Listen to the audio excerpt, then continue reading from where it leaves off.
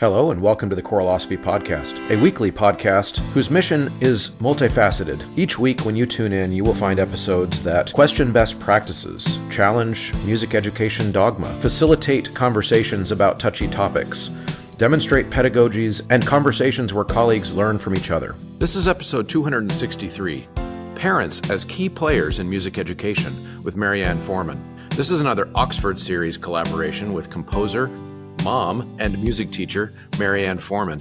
If we see that this is a beneficial thing for our kids, then that's my burden of responsibility as a parent to make sure that my kids are doing what they need to do, regardless of the amount of whining or complaining to the contrary. This is from a portion of the episode that you will hear later as Marianne and I discuss a parent's role in making sure that their students access music education. In this conversation, Marianne shares her journey as a composer and musician, discussing her early musical experiences, the importance of parental support in music education, and the challenges of balancing family life with a career in composition. She emphasizes the significance of accessibility in music, particularly for young singers, and reflects on her recent contributions to choral music in her publications.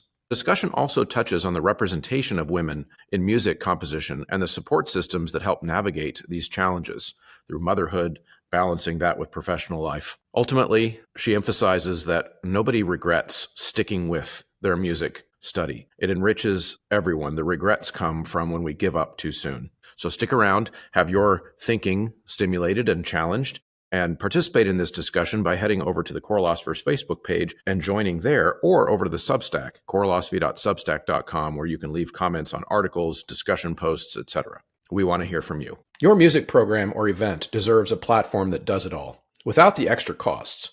With Ludus, you get seamless ticketing, built-in marketing, powerful fundraising, and volunteer management, where volunteers can sign up, schedule shifts, and track hours with ease. Need to sell merchandise and concessions in person? Ludus Retail lets you log sales by each group, track inventory, keep everything organized. Hosting music lessons or theater camps? They have a classes feature, which makes registration and student tracking effortless. And it's free for your organization. Thousands of programs already trust Ludus because they help you focus on what matters most, the performance. If you haven't already, I really think it's time for you to ditch the bulky sight reading books, the paper, all of the things that are already in the kids' folders in your classroom because it's not customizable to what they need in the moment. Sight Reading Factory allows this and so much more, including auto-assessment for at-home assignments, no more grading them individually. They can be graded in the moment. So use the Choralosophy checkout code, Choralosophy. When you check out, it'll give you a 10% discount every time you get a membership for yourself and for all of your students, which is really, really important so they can do this at home. I'm not sure how much, if anything, out there has not gone up in price since 2020, but I know one thing that hasn't, and that is the membership to the Patreon and to the Substack to support this show. The people who are signed up over there as paid subscribers, as my thank you to them, they can get things like t-shirts from the choralosophy.com shop.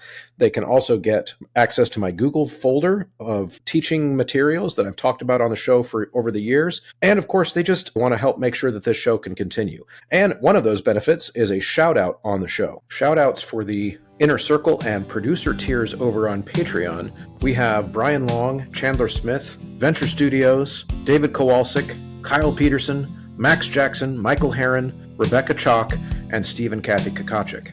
All right, everybody, I am here with composer and musician Marianne Forman, and we're going to be talking about a variety of things, but in particular, I'm interested in talking with Marianne about, of course, her musical process and her compositional process, but also some of the key, I guess you could say, core memories, like that movie, I don't know, Pixar movie with the little emotional balls or whatever, about her background as a musician and being nurtured by her parents and how important that is. And we're going to cover a lot of ground here, and I'm really excited about this conversation. Marianne, welcome. Thanks, Chris. Thanks for the invite. This should be fun. And I first just would like, since I don't know you, I would like for you to just introduce yourself to me in a way that you would like if we were at a conference or something and I was like, oh, who are you? And you're going to tell me things like what you do every day, what type of musician are you, or, what kind of makes you tick, and we'll just go from there. Okay. I'm currently a piano teacher and choral composer and a church musician, always been very involved in church music from the time I was very young. I started piano lessons when I was 5 years old. My older sister was taking lessons, and my parents noticed that I was picking out tunes on the piano at a young age, and so they got me into lessons that young. As I grew up, I was writing and arranging music as I had opportunity, and as every kid does, got tired of lessons. But I'm very thankful for my parents who had the wisdom that I didn't have, and they didn't allow me to quit. I'm very, very grateful for all of that and for the opportunities that came my way. I took up trumpet for elementary band and did some self-taught guitar, and always sang in choir, always loved choir. Through middle school and high school, our diet of choral repertoire was John Rutter and spirituals, which was wonderful. So a lot of Alice Parker and Moses Hogan arrangements. And I know you had John Rutter on the podcast recently, so that's a tough act to follow. Thanks for that. Yeah, but really loved all of that. And then in college, sang in choir again, and of course, broadened my horizons with other repertoire as well. I got married right out of college, and fast forward a few years, I'm teaching piano. I've got 4 kids and very involved in church music, always been arranging and facilitating music in the church. But I wanted to get better at composing, and I didn't really know a way to do that. When my youngest was a year old, I sort of felt that brain fog start to lift, and I really wanted to get better at composing. But it's that situation of you don't know what you don't know, but you know there are things you don't know. And so it's hard to know exactly which path to take forward. So I wrote a choral piece. It was not good. And I submitted it to Beckenhorst Press and very quickly received a gracious reply from Dan Forrest rejecting it. But he encouraged me to apply for the John Ness Beck Foundation composer workshops that happen in the summers. And those are 3 days long. And so as a mom of 4 kids, I realized I can make 3 days work. That's very feasible, as opposed to pursuing another degree. So I applied and attended my first workshop in the summer of 2017. And that was a game changer for me, just to hear Dan and Craig Courtney and Howard Helvey talking about composition. It really helped me sort out my priorities in writing, what things matter in any given moment. And then I was able to present 2 pieces at that workshop as well, one of which was my setting of Amazing Grace. And that piece became my very first published piece the following year. So I've attended several of those workshops. They've all happened in my hometown, not where I live now, but my growing up hometown of Greenville, South Carolina. So it's all very practical for me. We go there every summer anyway. My parents can watch the kids. It just works out. And so I've attended several of those. And along with the editing process for my published pieces, those 2 things have basically been my education compositionally. So I'm very thankful for all of that. I don't have any additional formal training in composition. That's interesting. And a few questions from your story that just kind of popped to my mind here, which is that one of them is you mentioned most of your background in terms of training and musical training is instrumental, but you always loved to sing in choirs. Yes. So would you say that when you started getting the bug to write music, that it was really just for choir?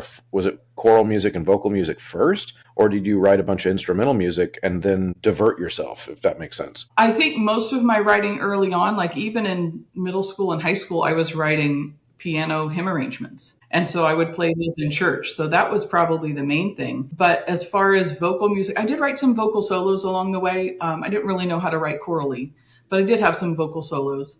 And my earliest memory of composing was probably in 3rd or 4th grade. And I wrote something down on staff paper with a hymn text from our hymnal. And I gave it to our children's choir director, the little choir that I was in at church. And we ended up singing that for a service. And I don't remember anything about that little song, but I do remember that thrill of facilitating what was happening musically in the worship service. So I'm so grateful for that director and for people who just made that happen for me, of course, not knowing that I was going to pursue composition. So yeah, I didn't really write chorally, but I always enjoyed singing in choir so much and was always paying attention to chord progressions and what was going well and what I liked or didn't like. So I would say I've kind of been wired that way, even though I wasn't writing for that quite yet. Yeah. Yeah. Now, let's go further into the other aspect of your story that you mentioned about your parents encouraging you to stick with it. And of course, against your wishes at the time. And that interests me because I know, of course, I'm a music educator. So that's how I make my living, is in a lot of ways, sometimes kids can being convinced by their parents that they should do music study, and I wouldn't be able to pay my bills without that. But then also I have connection to that from my own childhood, just like you do, which is that I took piano lessons, and my mom, who was a music teacher, just insisted that I keep doing it, and I would yell and scream at her, like, Mom, I don't want to do this, I want to quit. And I was 7th grade. I'll never need to know how to do this kind of stuff, and that whole thing. And of course now, lo and behold, she was right the whole time. So what was your memory like of some of those, is of feeling like you kind of were forced into it, but then looking back at it, you're glad you were? Tell us that story. Yes, similar to yours, the crying and the begging and the just wishing I didn't have to do that. I was very much an outdoors kind of kid. I wanted to be running around outside with my friends. And so having to practice and do that consistently, the novelty wears off for every kid. I think that's a completely normal part of development for a child, and for a child who's studying music, that novelty wears off. And that's okay. I'm not going to be discouraged by that. I mean, it's happening with my own kids as well. But I think it's crucial for the parents to play a vital role in deciding whether or not that child needs to continue. Not that every child needs to study music hardcore from the time they're 5 till they're 18. I'm not saying that, but I think it does need to be the parent's decision on what's right for that kid. We tell them when to go to bed. We decide what's right for them as far as their nutrition. We decide a lot of things for our kids.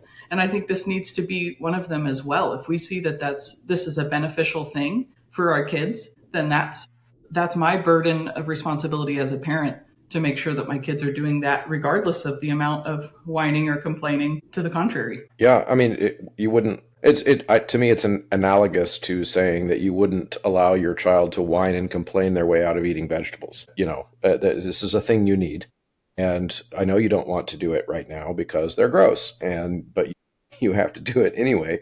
That kind of thing. And I think that there, of course, is some nuance. I think you hinted at it as well. It's like not every kid needs all the same things, and I think that's valid too.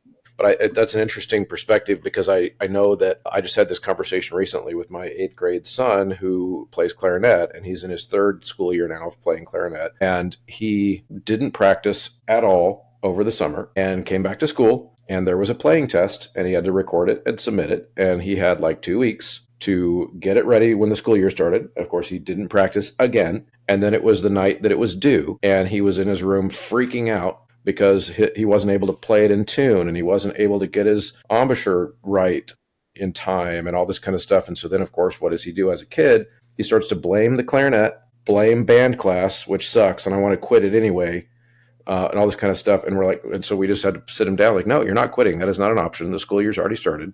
You committed to this. And the reason that you're frustrated is because you didn't practice. That's why you're frustrated. It's not the band teacher's fault. It's not the band class's fault. This assignment was given to you and you didn't practice. It would just be like history class. You didn't study for the test, right? So this, and I tell this story just to out my kid, but also I think it illustrates what you and I are probably both talking about, which is that he needs to eat his vegetables. Thoughts? Yes, I completely agree with my own kids. We have some of these same things. And I've taken the position of, I'm not discouraged by this. I'm not deterred in what I think we're going to do. And so regardless of the child's opinion about it, this is what we're doing. And I told one of my kids, I said, what? They said, I just want to quit this anyway. And I said, well, you were born into the wrong family for that. Like, this is what we do. And how many people have you met who studied music briefly and as children and then gave it up, and their parents let them give it up? And now what do they say? Every single one of them says, oh, I wish I'd stuck with it. I've never met anybody, maybe you have, I've never met anybody who stuck with it and wishes they hadn't. Now you have this useful skill and this cool thing that you can do. Nobody regrets that. Right. Yeah, that brings up a question, though, because I'm sure there are definitely people who would disagree with our parenting philosophy. And just so everyone listening knows, Marianne and I did not meet ahead of time to determine that we agreed about this. This is just, we happen to agree about this. But there would be people listening who don't agree, in the sense that if it's the child's opinion, it's that they don't want to do it, so they shouldn't be forced to do it. In which case, I would say yes, to an extent. And I want to know what you think about this. So, like, do we continue to make our kid play forever? or sing forever? At what point do they, is it adulthood, etc.? To me, and I'll share mine, then I want to know what you think. For me, it's not even about making them do it. It's about making sure they don't quit for the wrong reason. I Like completely that's agree with that's that's what it is for me. Like if my son had really been practicing all the time and really poured himself into clarinet, and then really bought into it and tried really hard, but then determined on his own that he was more passionate about XYZ that. and he wants to go towards XYZ and spend his time on that, then I would have had a totally different conversation with him. But he didn't. He just didn't try. And Exactly. so that's a different conversation. Thoughts about that? Yes, and I've had students who struggle more than others, and I'm not going to say that music lessons aren't still beneficial for those kids. I think they can be. Right. But there are times when you see that this child is not going to pursue music, right? This is not going to be, it's not their wheelhouse at all. And so maybe with that exact same amount of time every week, instead of studying music, maybe there is another thing that they can pour themselves into. But again, that's the parent's decision about what's right for the kid. Right. Yeah, for me, the option is you're pouring yourself into something, though. It's not going to be nothing. The answer can't Yes. be If it's more music time lessons or video games, then Yeah. there's a clear answer. Right. Yeah, for sure. It needs to be replacing that music time with something that is also beneficial, but that maybe lights your fire more. And I have those same. I teach high school kids as my day job, of course, and I have those types of conversations even with kids that are not my own kids when it relates to their enrollment decisions about like whether or not they're going to stay in a choir class or stay in band or orchestra or whatever it is. And I ask them the same types of questions, like, well, if you're trying to drop it, why are you going to try to drop it? What are you going to try to replace it with? And why are you trying to replace it with that? And especially if those kids seem to have an aptitude and a joy for the music. But a lot of times that's kind of my way of asking them. It's like, so, if it's that you just fell in love with marketing and you just need to do more marketing because that is like you just found your passion and it's marketing. And in order to do that, you need to leave this music class behind, go with God. But if it's just, I don't know, I just want to try something else. Okay, but good luck, does it sound like, are we still in agreement? Yes, we are still in agreement. I think for parents who maybe don't agree with us on this, their kids are signed up for maybe all kinds of things and music is just one of them. And so, there's sports pulling at you and there's dance and there's karate and there's all these extracurricular things that you could be involved in, right? And I would say they're not all created equal. Yeah, sports are great. I love sports, but I wasn't ever going to pursue that long term. Like what is something that we can do that's going to develop our brains and help us be better people and well-rounded for whatever we have in our future. Yeah, that's an excellent point. Are you a director new to the profession? Or are you a seasoned director who is in a new place? One of my favorite tips for generating interest in the program and to instill buy-in is to plan a trip. There are so many options. You can go to Orlando, you can go to Ireland, or you can perform in a parade or a theme park. You can even take the stage at Carnegie Hall in New York. Wherever you end up, not only will your current crew look forward to the trip, but younger students will count the days until it's their turn to go. If you have no idea where to start, connect with Kaleidoscope Adventures at mykatrip.com. There's a reason you can get a PhD in music, but not in football. Right. And I've had students who they like this. The parents like this idea of music lessons. There's sort of an idea. The concept of it is appealing to them, but when it comes down to it, they're not really willing to make that kid practice. They want to show up. This is just their Tuesday afternoon after school activity, and all the other days they have different activities. So when is the kid going to practice? Right. Yeah. So there's that aspect of it too, where there's an idea of it, but there's not really a commitment from the parents.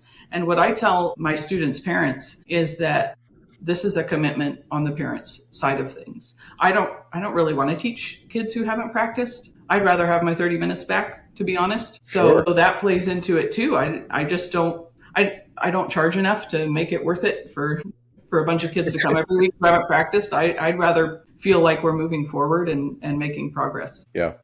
That's an important point. I think you're right. Sometimes parents, and I've never phrased it the way you did, so I like that, which is to say that they like the idea of the music lesson, but without the understanding of what it is about the music lesson that is beneficial. So, and I think where that people come up with that idea, that they like the idea of the lesson, is from things that they've seen on Facebook or read in a newspaper article or whatever about music being beneficial for their kid, and they probably heard something in passing about how it's good for their brain. but they don't really understand that most of the studies that show that kind of stuff, they come from specific types of music instruction where they are doing that deep practice concept where, if it's piano, for example, like your world, where they're working each finger slowly until it's exactly right every time, until they can speed it up. And then, but if they make a mistake, they've gone back to rewire their brain so that it's just exactly right every time. But without that, just showing up on Tuesday for your piano lesson doesn't give you all those brain benefits that It really music instruction has been shown to do. Does that make sense? Yeah. And just so that we're not too negative in our focus here, I will say that most of my students, around when they're 14 or 15, something clicks, something switches in their brain, and the music itself becomes worth it.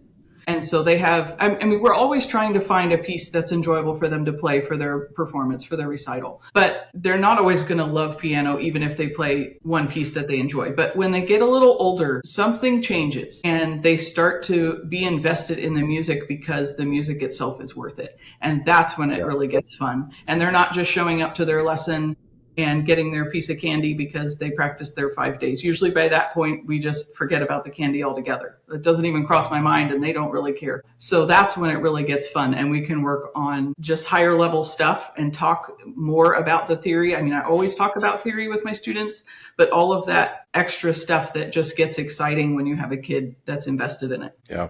Now, do any of your kids, your biological kids, not your students, but your kids, do any of them sing also? Yes. Yeah. Are they, just if you don't mind asking, or like me asking, how old they are approximately? My daughter is in her first year of college. We just took her to college, and she's a cellist. And then I have 3 boys, so they're 15, 12, and 9.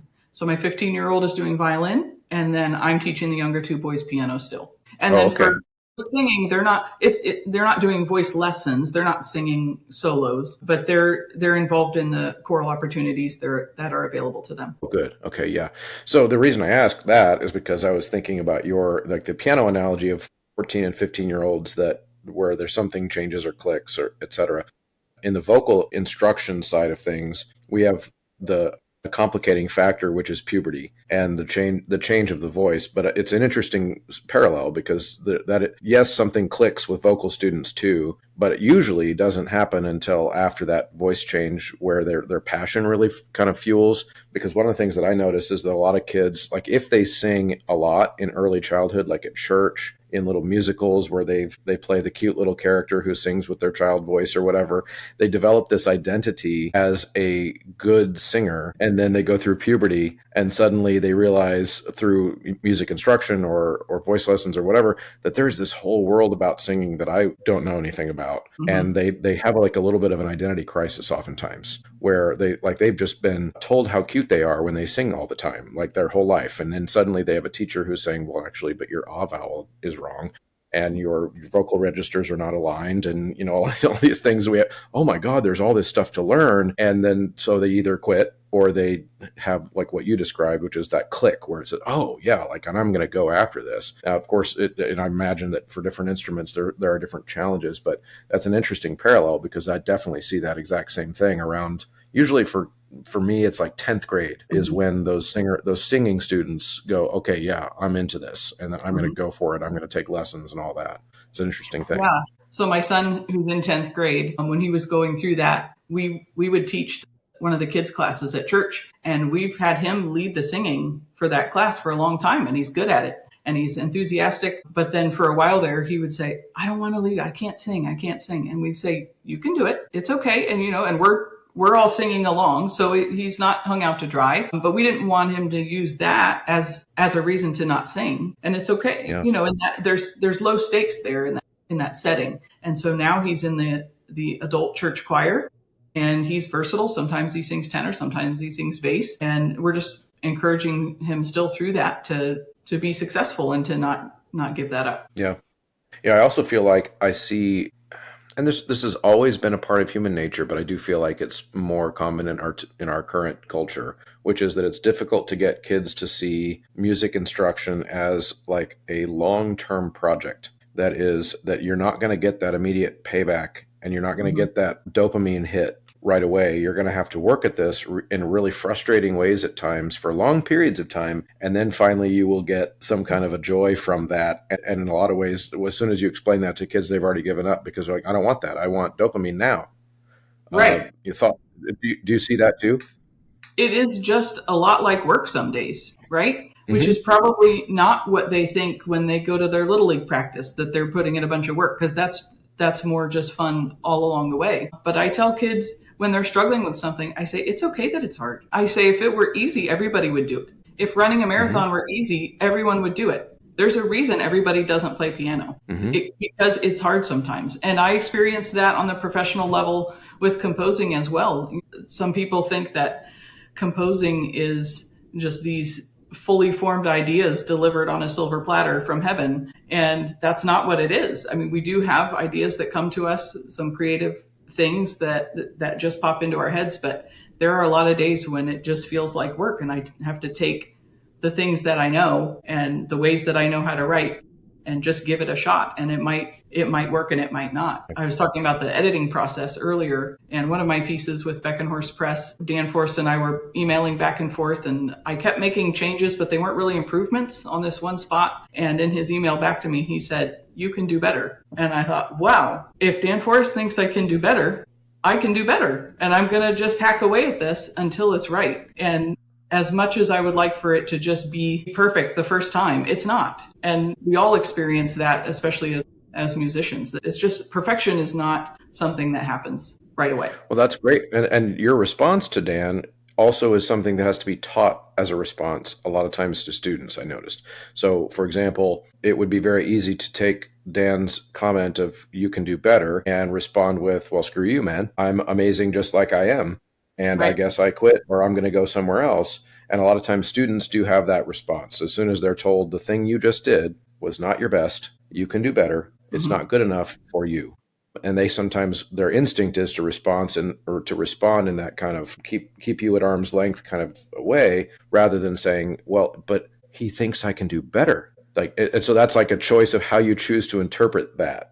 It's like, one, Right. you could interpret it as an insult, or one, you could interpret it as oh, but he didn't like what it is now, but he sees something in me that I could do, right? So I think that's pretty awesome. Yeah. So even as an adult, like I'm still a student. We're still learners, right? And as musicians, we've never fully arrived. I don't think we should have that view of ourselves. And so taking the opportunities that we have to learn and grow, we just end up better on the other side of it. Yeah. Yeah. I'm going to change gears just a little bit now, because I want to go back to something else from your story when you first introduced yourself to us. And you mentioned that one of the things as you began your composing life, especially with choral music, that you found a workshop, right? And one of the comments you made that kind of struck me was that as a mom of four, it was a thing I could fit in my life, right? And of course, is immediately I'm thinking about being a composer and being a woman and being a mother. It's like, which bucket do you want to pull the challenges out of to get through to being able to do it as a career, but also even to supplement a career, or whatever it is, there are these hurdles. So talk to us a little bit about what that experience has been like for you of trying to have a family, be a mom, but then also be the working professional that composes, and all this kind of things that you're trying to balance. What's that been like? Right.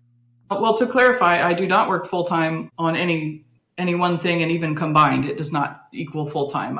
I'm very much a mom who's doing the chauffeuring and the cooking and the laundry and all of that. So it's just a very normal sort of mom life that I lead. But then I also have these Which to me is balancing. That's what balancing all those things looks like, right? Right. Like you're doing a little bit of all those things. Right. And I would say my husband has been really helpful and supportive in that way, so that when I'm working on a piece, there are times when I'm just in the zone and things are going well and it's flowing, and he would offer to take the kids out for dinner, get them out of the house, or we live in San Diego, so he might take them to the beach on a Saturday morning just to give me a few hours to knock out some composing. So that's been really helpful. As far as teaching, a lot of my teaching happens during the day. So my kids are at school. That was a lot challenging when they were younger and not at school. And I'd have a toddler banging on the door of the music room crying, and I'm trying to, have a professional lesson in there. But yeah,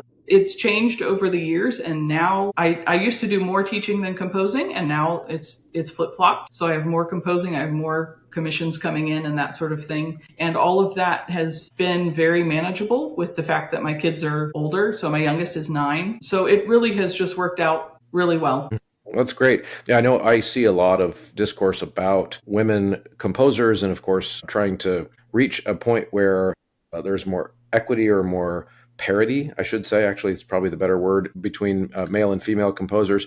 And I oftentimes wonder if some of that issue isn't related to what you just described, or some portion, some non-0% of that issue is related to just those tough choices of how do I balance life. And of course, yes, there's also discrimination and gender inequity that comes from other things like prejudice, etc. But I also wonder how many women are in your situation where they would, no one's really telling them they can't compose, but they just can't make the choice. There's too many things going on, and then they have to figure out how to balance all that. What are your thoughts about that? I do try to reach out to women composers, especially when they're maybe new, only have 1 or 2 pieces published, and I find them online or something and say something encouraging to them, and that usually we'll have some discourse or maybe even a Zoom call and just talk about some of these things, because I do feel some camaraderie with women. We're often kind of in the same boat with those things that you described, but there are ways to get better, and we have a lot more resources at our disposal than there used to be. I know that I've had some people reach out to me and commission a piece or seek to commission a piece just because I'm a woman. And also at ACDA in Cincinnati in 2022, I had my table set up at the Composer Fair, and I had people stop by my table and say, I'm going to all the women's tables to support them, which is great. And, it's very kind, and they're very well intentioned. But my takeaway from that is a little bit more, I want my work to be worthy on its own merit. I want people to program my pieces because my pieces are good, not just because I'm a woman. And that's a fine part of it, especially in that ACDA. I noticed in every performance, there was a lot of representation of women composers.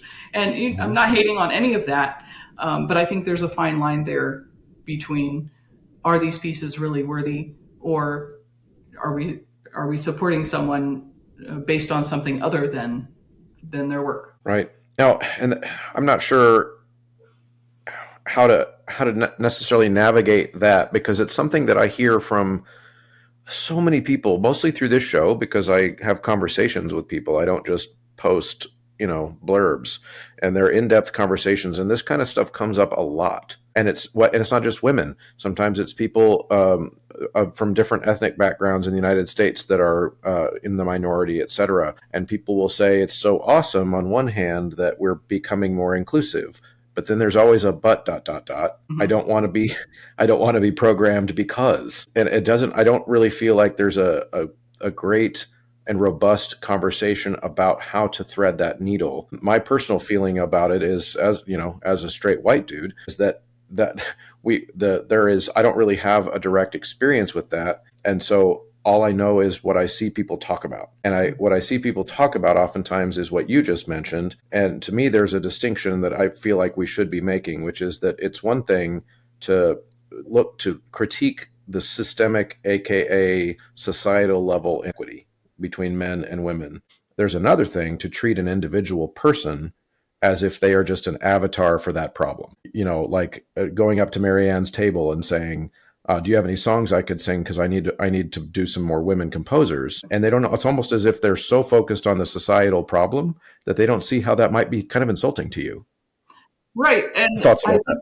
It stems from this idea of male oppression. And I'm not saying that hasn't been a problem in the past, but it's not affecting me. Like, that's not why I'm there. I'm not trying to overcome that. I'm just trying to carve out time to write some music and then show up at conferences every year or two. Right. So it's easy to overthink the whole thing when that's really not what's happening to individuals, like you were saying. Yeah. And of course, it's almost like oftentimes we treat each other as if we are just averages, like we are representations of just things that are happening on average rather than trying to get to know the individual circumstance. So like I would say, feel free to correct me if this is an unfair characterization of your situation, but it sounds like you're not being held back by a man. You don't have some man pushing you down. Right. You're just trying to navigate a real life between what it seems like are a lot of things that are important to you, like writing music, teaching music, and being a mom. Mm-hmm. And that's not an easy balance to strike. Am I close? Yeah, you're exactly right. And frankly, I feel maybe even more supported than a lot of other women, because I have a husband who says you can just do whatever projects you want to do. And I'm in a good position where I don't have to write a certain number of pieces a year to put food on the table or anything like that. I can really just do it to the extent that I want and am able to do it. So I don't have any complaints that way. Yeah. And that's the thing that's interesting to me too, is that your story should not be seen as threatening, in my opinion, to any stories on the flip side of that, where, and I have had some women on the show who have told stories on the other side of that, where they have had experiences with men in academic institutions, men in the publishing industry, who will make comments about that's a pretty cool piece for a woman, or those types of things, which that does happen too. And so, and your story being a positive kind of approach to that issue doesn't have to denigrate their story of what you could call real oppression. Yeah, exactly. That actually happens. And I think it's okay to actually, I think it's healthy to tell both sides of stories, or both types of stories. It's not even sides, just types of stories. Thoughts? It's good to recognize that we're not all in the same bucket. Mm-hmm. No, absolutely. Absolutely. Well, okay. So speaking of music that you're writing, let's talk about that now. Let's talk about, of course, this is going to go out with my Oxford collaboration. I think relatively recently you've started publishing some stuff with Oxford. Is that correct? Or is that recent?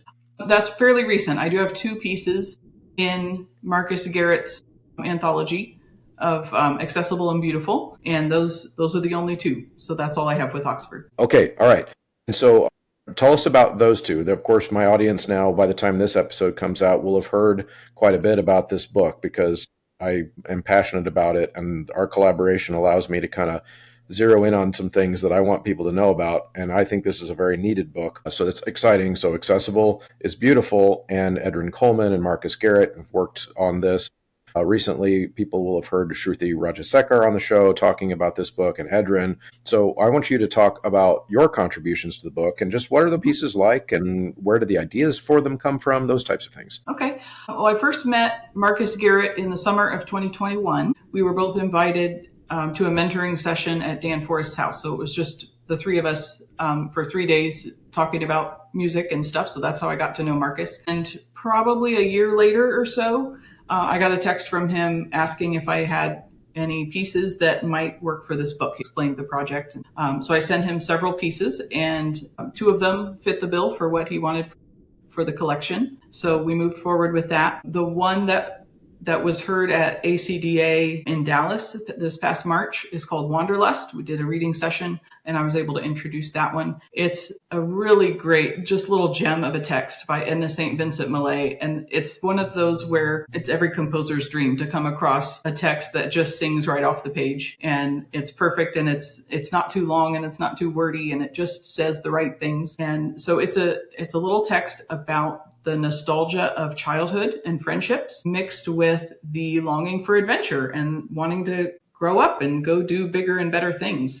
And I thought that just resonated so much with my childhood experience and growing up and wanting to go do exciting things as well. So that's in the book, and it also exists as an essay voicing. So it's very youthful, it's very fun. It's got train whistle and triangle and sand blocks. So for choirs that want to do it with the younger kids, there's a voicing available for that. And there's a great demo on the Oxford website. And recently, they're now revoicing it as well for just a unison collection that they're doing.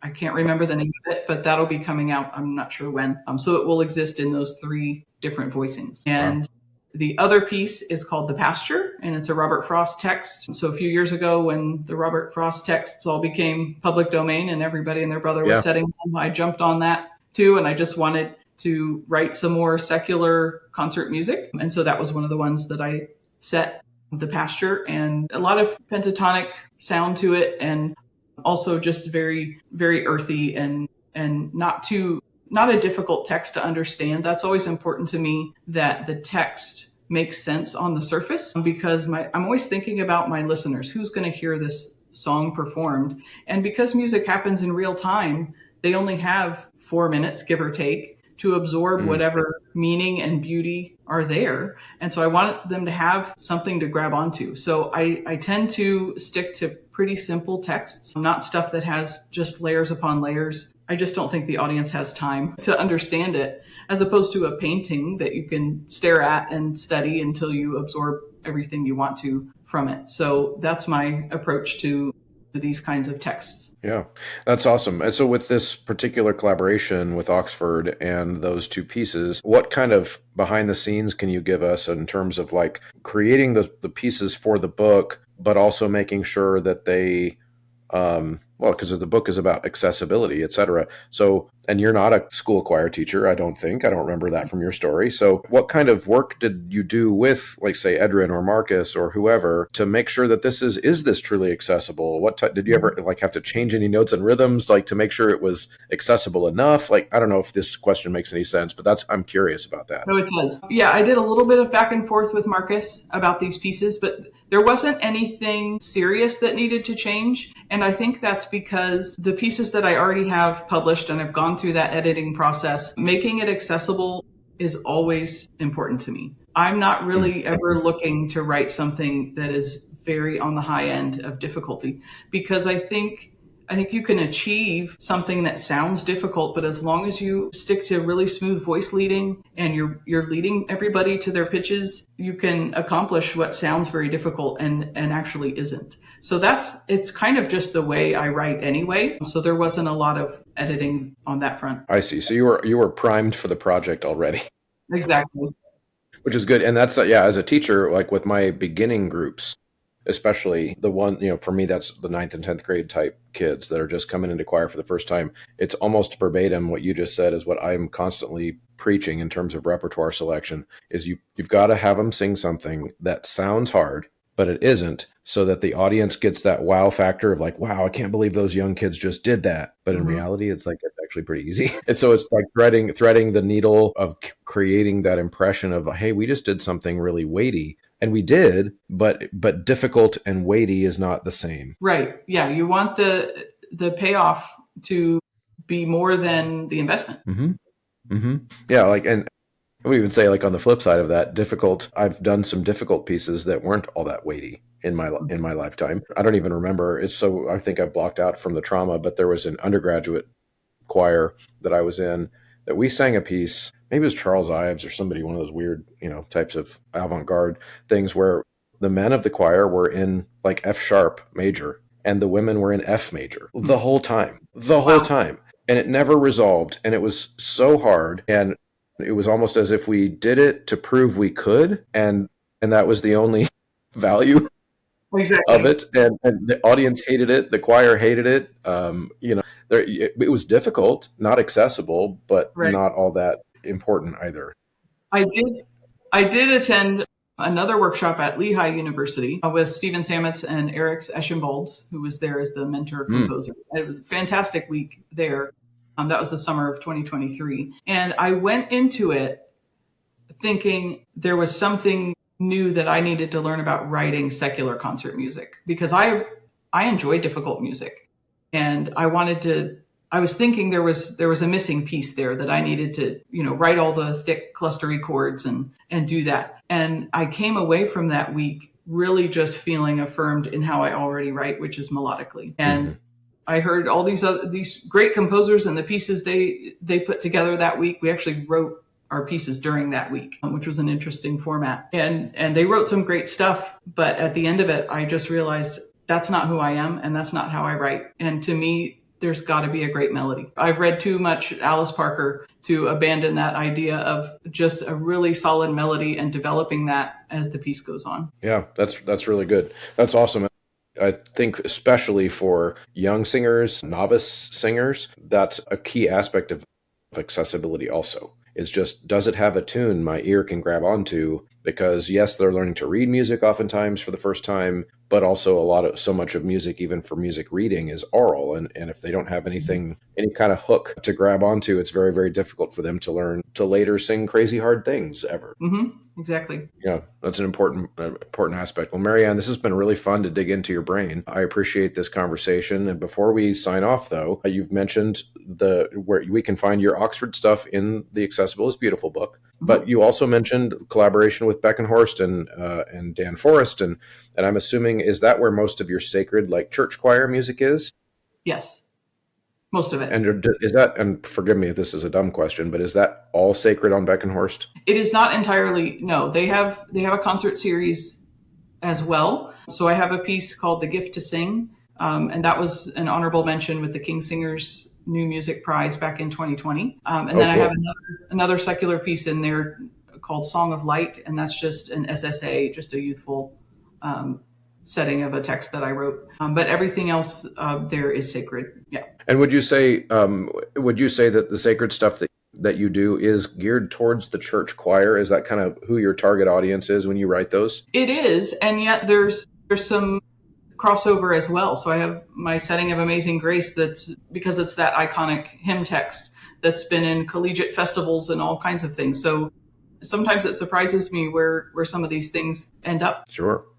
And do you have like a kind of a place that I should direct people to find your music? Do you have a website that we should plug? Show us where to find all your good stuff. I do have a website, marianneforman.com. You can find all my published stuff is on there, and there will be new stuff on there pretty soon as well. That's great. I'll put a link to that in the show notes that people can find. Awesome. Marianne, thank you so much for joining me. This has been fun. This was really fun. Thanks, Chris. Bye-bye. Thank you so much for sticking around to the end of a conversation. If you are still hearing my voice, that means you're one of the MVPs, one of the diehards, one of the real ones, as the kids say. So if you are willing on the way out to check out a few different ways that you can help me continue to make this show high quality. One, use the promo code. That's the biggest one. At Sight Reading Factory, at mymusicfolders.com, at mychoirropes.com, at graphitepublishing.com, and endeavormusicpublishing.com. All of those take the Choralosophy checkout code. And of course, now the newest one is 3-Minute Theory. You can get a 15% discount when you enter Choralosophy at checkout there.